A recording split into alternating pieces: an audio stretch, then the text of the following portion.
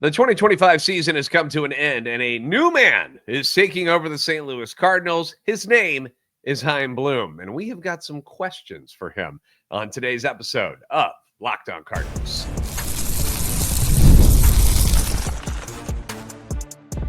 You are Locked On Cardinals, your daily St. Louis Cardinals podcast, part of the Locked On Podcast Network, your team every day. Hey there, Cardinals fans. I'm JD Hafron, and I am your host of Locked On Cardinals. I'm a former national radio sports anchor, born and raised in St. Louis, a lifetime Cardinals fan. And we're here on the Locked On Podcast Network covering your team every day. It's a show that serves Cardinal Nation, specifically Cardinal Nation, and gives you all the info about the birds on the bat. Today's episode brought to you by 5 Hour Energy. Enough with boring, flavorless caffeine. It's time to give your caffeine a flavor upgrade with 5 Hour Energy shots. Go to www.5hourenergy.com or Amazon today. Now, the offseason is officially here. We're in it for the St. Louis Cardinals, whether you like it or not. It drives me nuts that they're not there, but we're starting to get used to it, sadly. A season that began with little expectations and ended on about as sour of a note as you can by losing 4 in a row, getting swept by the Cubs at Wrigley, getting shut out in the last game. But this offseason is something we've been trying to get to for a while now, and it's going to be an interesting one. It's at least it should be, right? We enter year 2 of the rebuild. We get year 1 of Chaim Bloom, the Chaim Bloom era, who's taking over for John Mozeliak. He's got his work cut out for him, though.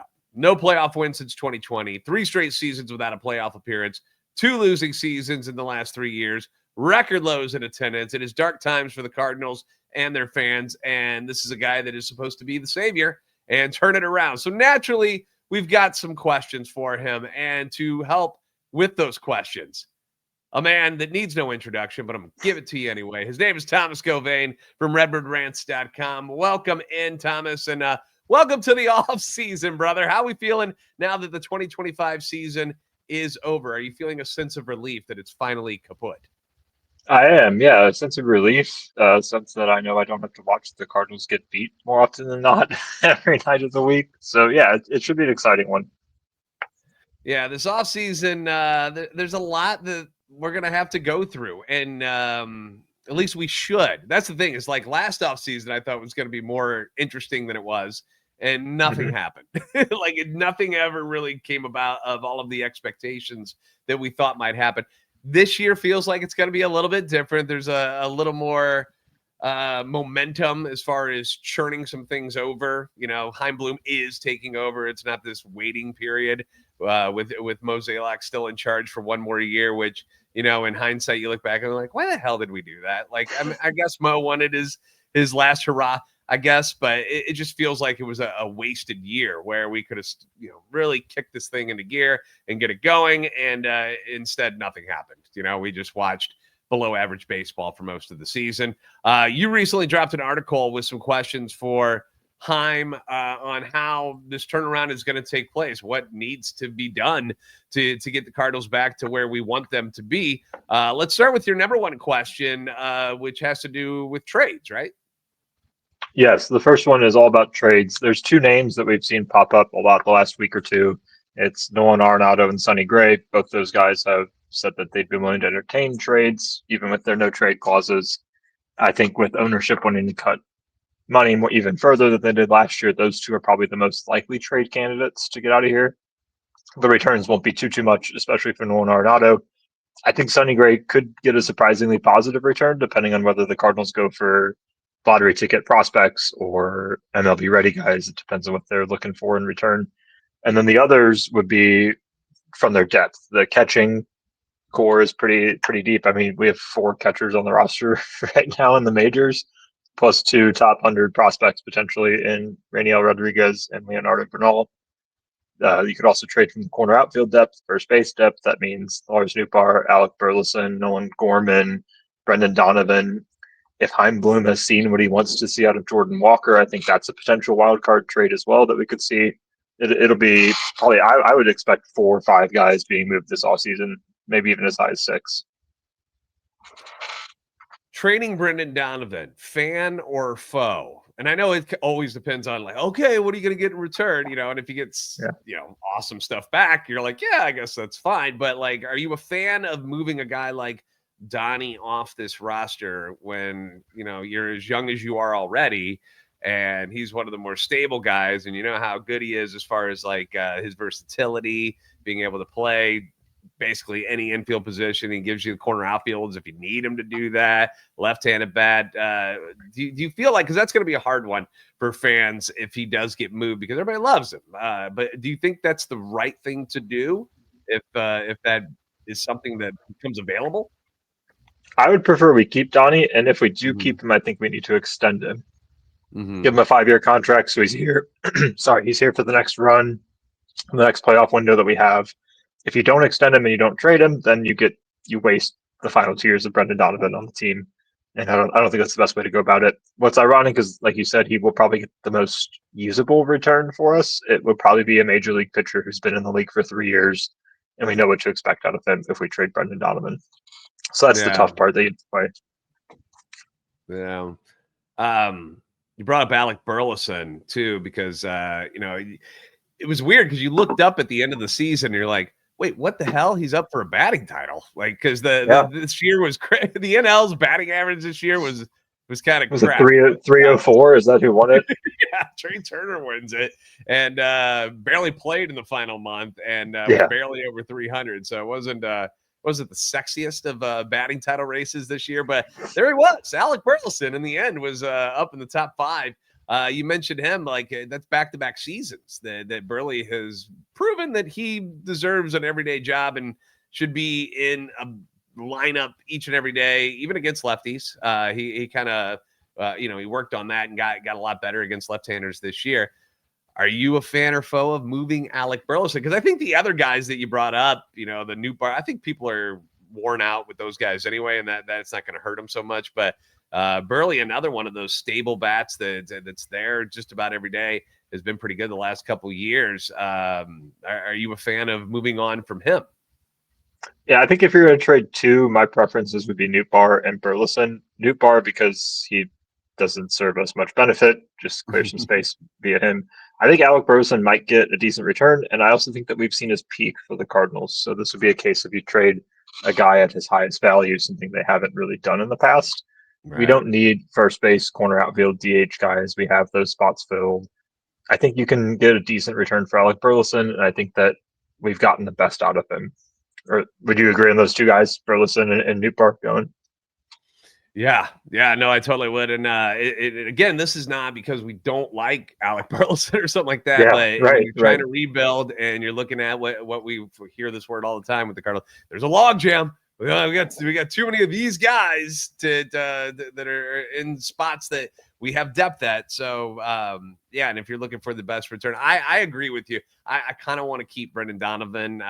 You know how they were talking. You know how Wilson Contreras just stated, where he was like, "Well, they're going to need somebody. They're going to need some sort of veteran leadership to lead them into this rebuild." He gets it. He does. He's like, "Yeah, I'm open for it, but I'd like to be around." Which cool. That's cool of Willie to say that. But that does block Alec Burleson, and then you also got Blaze Jordan in the minor leagues. That's somebody that I think they'd be interested in taking a look at a little longer. So are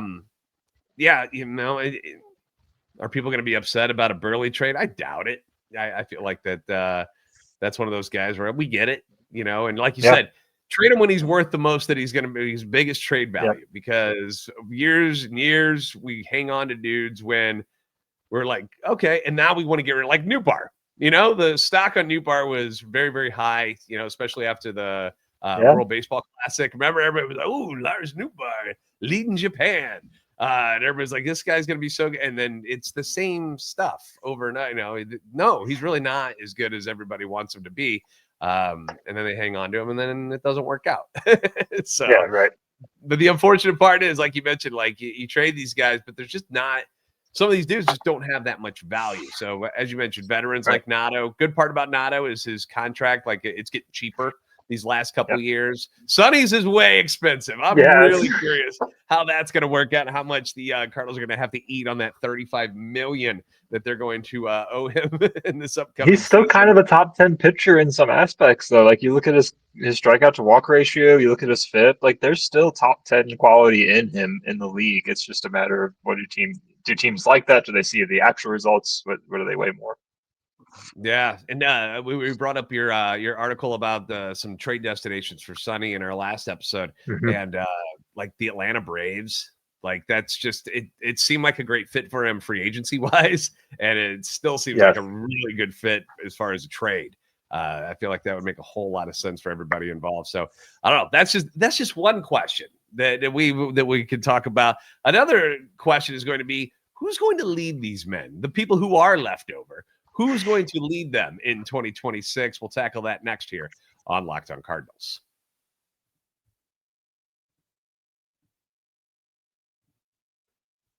Caffeine just got a flavor upgrade. 5-hour energy shots deliver tasty caffeine in 17 bold flavors. Each 2-ounce shot packs the caffeine of a premium 12-ounce cup of coffee. Plus, you're going to get the B vitamins. You're going to get the nutrients. No sugar, zero crashes. What I love most about these things, not only the flavor because they're good, not only because they're quick, but because they're very portable as well. Big taste, tiny shot. You can take it anywhere. Get the boost when you need it. I always reach for the peach mango because I just love things that taste like peaches. It's my favorite. It's refreshing, quick lift before a busy day, or whether I'm going to the gym or whether, work stuff. But with fall rolling here, we've got the pumpkin spice that's out right now. So if you haven't tried that yet, get on it. Outer Worlds 2 Purple Berry Punch and Glow Motion, also a couple of favorites of mine as well. So you might want to check those. I love how fast it kicks in. It's great because it doesn't take long. Sugar-free, plus I don't have to drink a whole can of junk. It's quick, it's small, it's potent, it's perfect. Enough with boring, flavorless caffeine. It's time to give your caffeine a flavor upgrade with 5-hour energy shots. Get the favorites you love, or be bold and try something new in store and online at www.5hourenergy.com or Amazon today. This episode brought to you by Zippix Toothpicks. Now, whether you're looking for nicotine satisfaction or just an energy boost, Zippix has got you covered with their nicotine and caffeine-infused toothpicks. Now, for nicotine users, Zippix provides a discreet way to satisfy cravings and the hand-to-mouth habit without vaping or smoking, which is great. Zippix can be a helpful tool as you work to reduce your dependence on such things like vaping and smoking. Available in 6 great flavors with 2 milligrams and 3 milligram nicotine options. And if you need energy without the crash, their caffeine toothpicks are a game changer as well. I've got my specific, I could get some more of these though. The peppermint watermelon ones are the ones that I roll with. I'm not a nicotine guy, so I don't have to worry about that. But caffeine, certainly something I'm interested in. And I've been using these toothpicks before the workouts, before long drives. You're in the car and you just got, you got that hand to mouth thing that's going on. Yeah, you stick one right there. Boom, you're good to go. Golfing, you can put that in instead of worrying about cigarettes and stuff like that, because people tend to do that on the golf course as well. They're going to give you energy, no jitters, cool flavors like cinnamon, bourbon, and as I mentioned, the peppermint watermelon ice, which tastes excellent. You guys are going to like it. Go to zippixtoothpicks.com. Use code LOCKEDON for 10% off your first order. You do have to be 21 or older to order. Warning, nicotine is an addictive chemical. That's zippixtoothpicks.com. Promo code LOCKEDON. Zip more, smoke less with Zippix Toothpicks.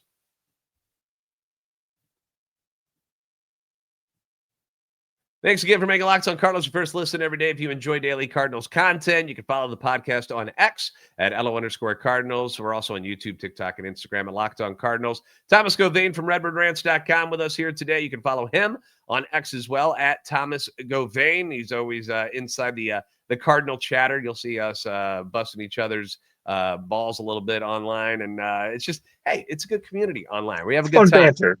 Yeah. We're all in this together, guys. It's been rough. We get it. Oli Marmol has been there through the rough times. He's been the manager. Crazy to think he's been the manager for 4 years now, Thomas. Hard to believe it's been that long. The managerial record is about as meh as you can get. 325 and 323 for one Oli Marmol. I'm someone who tends to blame those in charge of constructing the roster. more than the manager for this level of mediocrity that the Cardinals have been in. But, he's got to shoulder some of the blame as well. It's not entirely just on John Mozeliak in the front office. He's the manager, and he's got to get the most out of these players. We're seeing managers do a lot with little in other areas like Cleveland, like Cincinnati, and they're going to the playoffs, and the Cardinals are back home again. So that's another question you have for Chaim. Is Oli still going to be around for 2026, right? Yeah, that's on the list as well. Coming in, new management will often replace who was there before them with the guy they prefer. So Oli would fit that bill exactly. He's got one more year in his contract after that extension, so it is officially up after 2026. I think something that Chaim needs to seriously consider is who leads his team. It's probably not his most pressing question. Like, that's something that can wait after he fixes the roster, but it's definitely something that he's going to have to think about over the offseason. Now, in this article, which we have linked in the description, you brought up a couple of names because, we're speculating because we don't know who's going to be moving on from other places or who's still going to be available. Obviously, we've got names, that we're familiar with, like Yadier Molina and Albert Pujols and Skip Schumacher, but you also listed a couple of other names in there that, might want to, just keep an eye on. Mm-hmm. Yeah, there's Alex Cora. He's with the Red Sox. I think he just signed a new contract, though, so he probably wants to stay. And Boston made the playoffs, so may not want to leave that comfortable environment. Don Mattingly's out there, too. You could even go as far back to Bloom's time with the Rays and bring up Joe Madden, who could be interested in coming back. The list of coaching replacements is probably 7-8 deep. It's just a matter of whether or not Bloom wants to keep Oli. So we're gonna put you on the spot here, Thomas. All right, you get to be Chaim Bloom here. Oli in 2026, yay or nay? What do you think? I'd keep him to start. Honestly, you don't want to rock the boat too much with everything else that's going to be happening this offseason with the roster. Oli has a reputation of being a player's manager. He had the possibility of being a farm director at one point. At least Mozeliak said that he could see him in that role. I think with the young roster, with the way the organization is right now and the place it is in its history, you kind of got to keep the manager where he is. That's not me saying that Oli is the best manager out there. We just went through his record over the last 4 years, but it's a guy that keeps things consistent in a place where you probably need the most consistency right now at the top.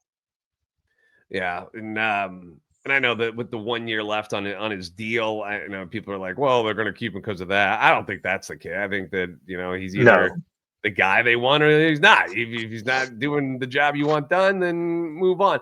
I would love to see a clean sweep and just move on from everybody, but it doesn't necessarily.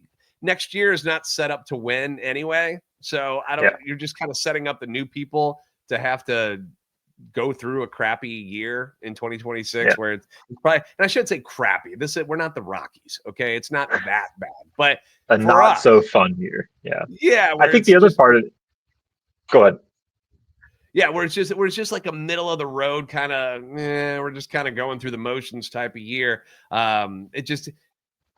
It's not set up. It's not like how it was set up for when La Russa came in back in the 90s, where it was just like, all right, we're going to sign these 3 dudes. We're getting Tony. We're bringing in Dave Duncan, and we're going to revamp this whole thing. It's not going to work that way. That's not what they're shooting for next year. So I don't know how much bringing in a new guy right now. I don't know how much sense it really makes because you're setting them up for just another meh year.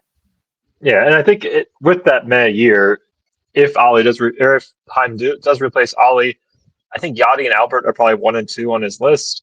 And do you really want their legacy as Cardinals being tarnished by a 75 to 80 win season right off the bat? Probably not. Like, you almost want Oli to take the punches that will be in 2026 and then come back in fresh the next year.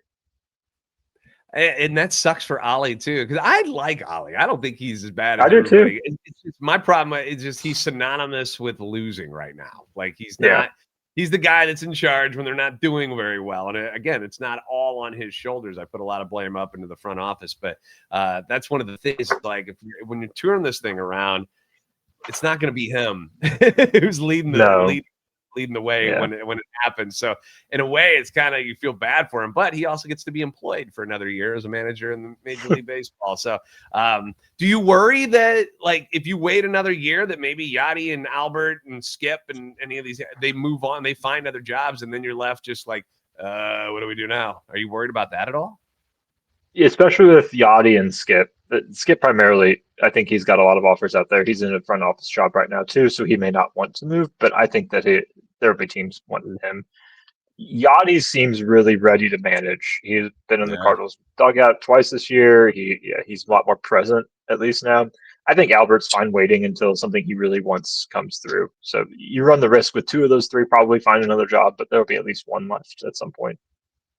Yeah, that's these are just things that we worry about. You never know what the timing is going to be on these things, and it's like I said, I wish we could make sweeping changes and everything would turn around right away, but that's not how this thing's going to get done. It's not why Chaim Bloom is here to make a splash and start that's just not how it's going to work. It's just not. So that'll be interesting, and I'm sure plenty of fans are going to be like, no, you got to fire him, bring in somebody cool, and that's how you start winning again. You're going to get those arguments, but I tend to lean with you where it's like, I just don't think I think they give him his last year, and then it changes, and then they move on and find somebody fresh for 2027, which unfortunately means that 2026 it's going to look very similar to what we just saw in 2025 and 23 and 24.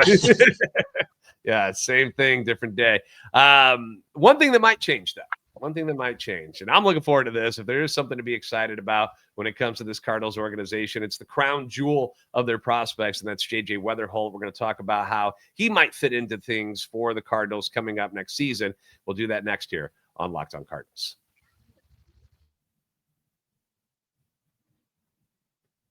You've probably seen a million ads for hair growth products and thought, yeah, right, sure, that actually works. There are a lot of products out there. We know this, and it's hard to know which ones you can actually trust and which ones are going to actually do something for you, and that's why we encourage you to give Nutrafol a closer look. Now, Nutrafol is the #1 dermatologist-recommended hair growth supplement brand. It's trusted by over 1.5 million people.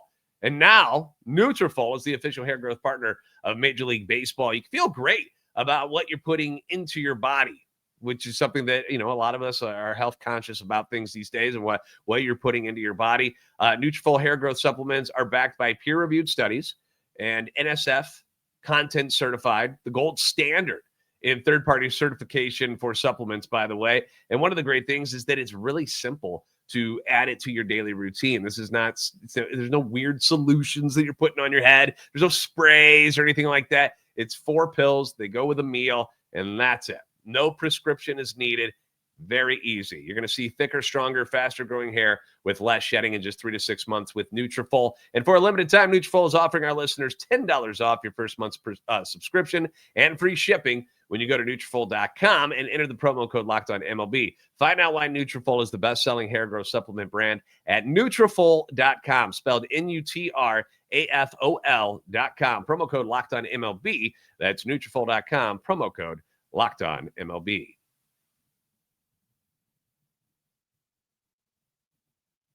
Thanks for making Locked On Cardinals your first listen every day. For your second listen, check out Locked On MLB Game Night, every game, every night. Until the World Series champion is crowned, you're going to get local analysis, but on a national scale. Find MLB Game Night on the Locked On MLB YouTube channel or wherever you listen to your podcast. Thomas Gauvain from RedbirdRanch.com with us. All right, Thomas, no matter who's in charge, you need good players. It's the bottom line. You got good players, usually you got a good team for the most part. I mean, don't ask the Mets. Don't ask the Mets about that. Yeah. But most teams are able to get it done. The Cardinals appear to have a pretty darn good player coming up through their ranks, and that's JJ Wetherholt. Won the MVP award in the Texas League. Ranked number 6 overall, MLB Pipeline's top 100. Fair question is, how does he fit in 2026? That's something that you want to know and that you would ask Chaim Bloom, right? That is, yeah, that's on my list. He is their top prospect. He's one of the top prospects in all of baseball, and he's done everything that you could ask of him in the minors this year. He came out of college polished. He's got 1.5 years under his belt. As a prospect, it's probably time to give him the call, bring him up, especially with the rebuild that the Cardinals are in. This is what you do with your young players. You see if they have the chops to make it to the majors. Will he start at the majors at the beginning of the season? That's my big question. I think part of it hinges on who is traded, like we talked about earlier. Mm-hmm. If it's Nolan Gorman and Nolan Arenado, that's 2 spots in the infield that now open up for him. he's probably going to get the call. If it is just Arenado, I think there's a little bit of hesitancy there. You could put Gorman at third. You have Thomas to JC as utility. It all depends on the trades that happen this winter. I think there's also an argument if he falls flat in spring, put as much stock into spring training stats as you want. There's something about seeing a 300 batting average with a couple home runs in spring training that just looks better than a 190, that kind of thing. So it's probably time for him to get the call up at the beginning of the year. Will he or will he not? That's a question for Chaim Bloom. Yeah, and one of the things about JJ too is that we're not talking about a kid coming from high school. You brought up that he's coming from college. He's 23. Like, it's just not like he's a 19-year-old prospect where we gotta handle him with kids. He's a man. He's ready. He's older than Jordan Walker.